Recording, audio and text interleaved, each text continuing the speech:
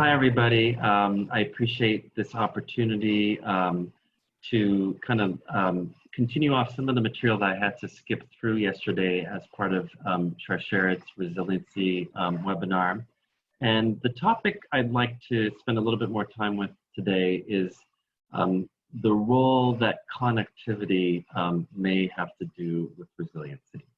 And I've already kind of primed everyone, but I'm going to ask you this question anyway, and you can maybe think about it for a moment. And the question is the following. What human condition increases the risk of death as much as smoking cigarettes and more than physical inactivity or obesity?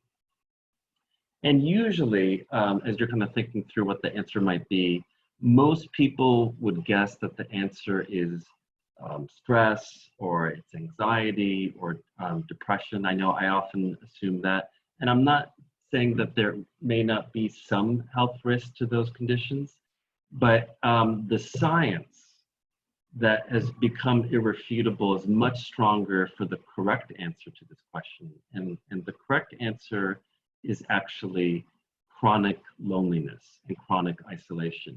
And in fact, as you can see in this graph here, there's been a number of studies that have suggested that, again, this is more consequential in terms of health than being obese, than being physically inactive, than excessive drinking.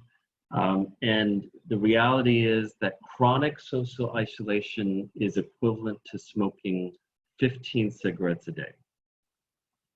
And I want to emphasize that it's the chronic social isolation piece that seems to be important. We all feel isolated and lonely sometimes. If you think about our current situation, everyone, I have to imagine, feels some isolation and loneliness. But when we talk about chronic loneliness, we're really talking about what may be occurring for months and years and potentially decades at a time, and thinking about the health impact that it may have within our biology. The reality is, and I don't share these details to scare anyone, and I wouldn't mention this if we couldn't change these factors in our lifestyles. But if I were in anyone's situation who may have had a cancer diagnosis, I would want to know this. And the reality is that we know that chronic loneliness is associated with a 26% higher mortality rate in the general population. And when you look at, for example, people who are survivors of breast cancer, the hazard ratio, which is a way of looking at increased risk of breast cancer-related mortality, is 1.7. So it's almost twice as high for people who are experiencing chronic loneliness compared to people that may feel more connected. I think it's important to recognize that this is not just a cancer issue. This is an American issue as part of our lifestyle. If you look at the data, in 2012, over 30 million Americans live alone, and that is tripled since 1980. And I'm going to cite a study that came from the sociology literature that to me says a lot, and I'll walk you through this. And what they basically did was they asked Americans in 1985, they basically said, how many people do you think you can really count on or confide in or discuss something that's important to you? And in 1985, 1 in 10 Americans said 0. Now, there's no one I could really count on to discuss an important personal issue. And they kind of repeated that survey 20 years later, around 2004. And in 2004, almost 1 in 4 Americans said 0. So think about this. And this is 2004, and arguably, I think if this survey was repeated, I think that number has only grown. But just looking around, our society and our networks, 1 in 4 of us may be feeling like there's no one that they can really be connected to, that they can discuss an important personal issue. This is, again, a study in the general American population. It's worth emphasizing that there are differences in loneliness and social isolation, although I know I may have been mixing these terms around. And ultimately, and the definitions are there, but to put it quite plainly, loneliness is the experience. So it's a subjective experience. And we know that somebody can be married, for example, or have potentially lots of people around them and still feel very lonely.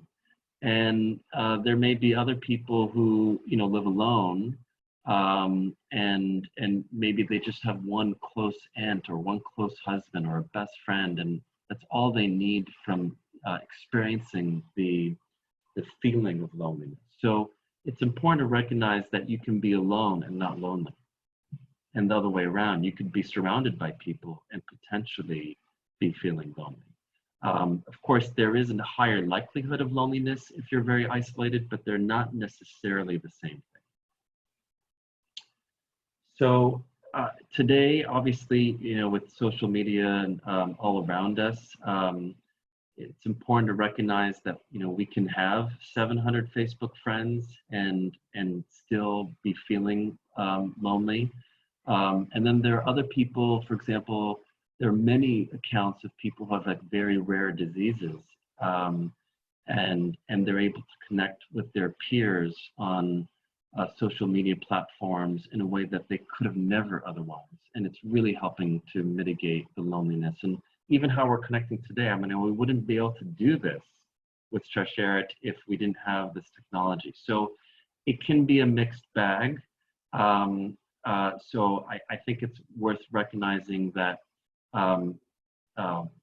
technology can be a blessing or a curse depending on how we're using it. And again, I would not even bring up the topic of loneliness and the health consequences of loneliness if we knew that there wasn't a way to overcome this.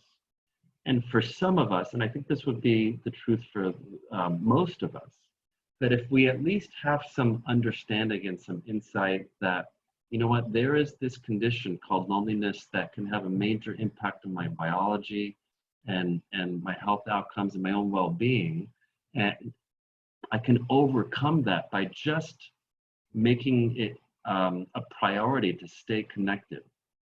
And I realize that it's hard. I mean, working through, you know, messy relationships with our siblings and our family members and our spouses and friends, it's not always easy, but the science has irrefutably shown that it's probably worth the effort.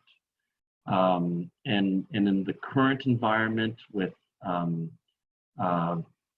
you know, with the pandemic and not being able to be social like we used to, I think leveraging technology to stay connected as best as possible is a great gift that we have right now. For some of us, when we may have been in this pattern for a long time, where we kind of are playing a record in our mind that perceives the world as us being lonely, this is when working with a therapist, doing cognitive behavioral therapy can be really helpful. And this is really about shifting our interpretation. So there may be plenty of people around us, but we're not able to perceive them in a more positive way. That may be useful when it's hard to overcome this on our own. And I'm going to end this piece with a quote from one of the researchers that's done a large amount of the research studying loneliness. And this is what he said, and I thought it was very interesting. He said, "The degree of social connection that can improve our health and happiness is both as simple and as difficult as being open and available to others." And what I love about this short quote is it's a reminder that, you know, we have this thing that can really improve our life more than quitting smoking can potentially. I'm not encouraging anyone to smoke, but it's that powerful. And it's so simple, but given how we're often living our lives today, I realize it can be difficult. And I hope this little segment is just a reminder that it's worth the investment to stay connected to the people that mean the most to us. So with that, I'm going to close. Again, thank you so much for the opportunity, and I wish you all much health.